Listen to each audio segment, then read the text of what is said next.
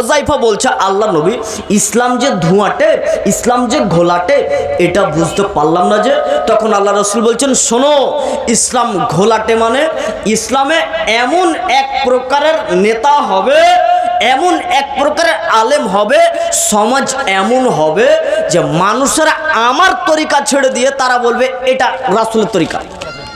আমার তরিকা ছেড়ে দিয়ে তারা তাদের নিজের তরিকাতে মানুষদেরকে সমাজ পরিচালনা করবে। এটাই হবে ইসলামের ঘোলাটে।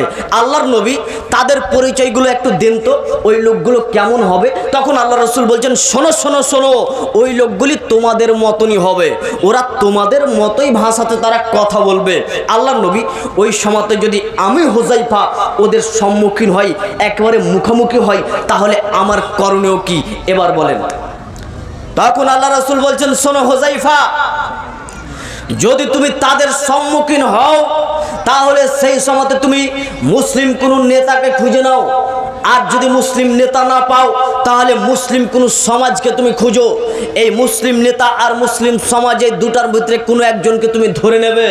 তখন হোজাইফা বলছে, আল্লাহর নবী, যদি মুসলিম নেতা না পাওয়া যায়, যদি মুসলিম সমাজ না পাওয়া যায় তাহলে কি করব? তখন আল্লাহ রসুল বলছেন, শোনো হোজাইফা, যদি তুমি মুসলিম নেতা না পাও, যদি তুমি মুসলিম সমাজ না পাও, তাহলে তোমাকে ঘর বাড়ি সমাজ সব কিছু পরিত্যাগ করে দিয়ে একটি গাছের গোড়াতে তোমাকে সেখানে থাকতে হবে। রোদ বৃষ্টি সব কিছু, দুঃখ ক্লেশ সব কিছু তোমাকে মেনে নিয়ে সেখানেই তোমাকে মৃত্যু পর্যন্ত তোমাকে সেখানেই জীবনযাপন করতে হবে।